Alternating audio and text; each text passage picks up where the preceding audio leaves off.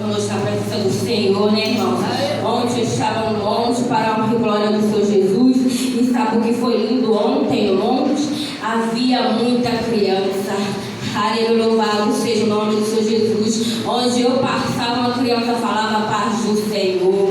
Oh, maravilha de Deus. Estes são os novos, né, missionários e profetas do Senhor. Louvado e exaltado seja o nome do Senhor Jesus. Vamos ler, amém?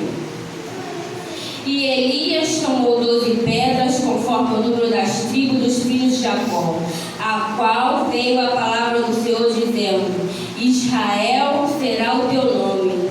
E com aquelas pedras edificou o altar em nome do Senhor. Depois fez um rego em redor do altar, segundo a largura de 2 medidas de semente. Então armou a lenha e dividiu o bezerro em pedaços, e pôs sobre ele a lenha, e disse: Enchei de água 4 cântaros e derramai-a sobre o holocausto e sobre a lenha. E disse: Fazei-o segunda vez, e o fizeram segunda vez. Disse ainda: Fazei-o a terceira vez, e o fizeram terceira vez, de maneira que a água escorria ao redor do altar, e ainda até o rego encheu de água. Sucedeu, pois que, oferecendo-se ofertas de manjares, o profeta Elias se chegou e disse: Ó Senhor, Deus de Abraão, de Isaque e de Israel, manifesta-se hoje que tu és Deus em Israel, e que eu sou teu servo, e que conforme a tua palavra fiz todas estas coisas. Responder-me, Senhor, responde-me, para que este povo conheça que tu, Senhor, és Deus, e que tu fizeste tornar o seu coração para trás. Então caiu fogo do Senhor e consumiu o holocausto e a lenha, e as pedras e o pó, e ainda lambeu a água que estava no rego. O que, vendo todo o povo, caiu sobre os seus rostos e disse: Só o Senhor é Deus, só o Senhor é Deus. Amém? Glorificado, exaltado seja o nome de Deus Jesus. Senhor, meu Deus, meu Pai, Senhor Deus eterno, todo-poderoso, e aqui, ó Pai, a tua palavra. Senhor, meu Pai, prepara-nos, ó Pai, para ouvir. Aleluia, não só ouvir, mas guardar na tábua do nosso coração. Senhor, eis-me aqui, ó Pai, que eu sou apenas um vaso de barro em tuas mãos, e tu és oleiro. Me usa conforme a tua vontade de eu querer. Meu Deus, meu Pai,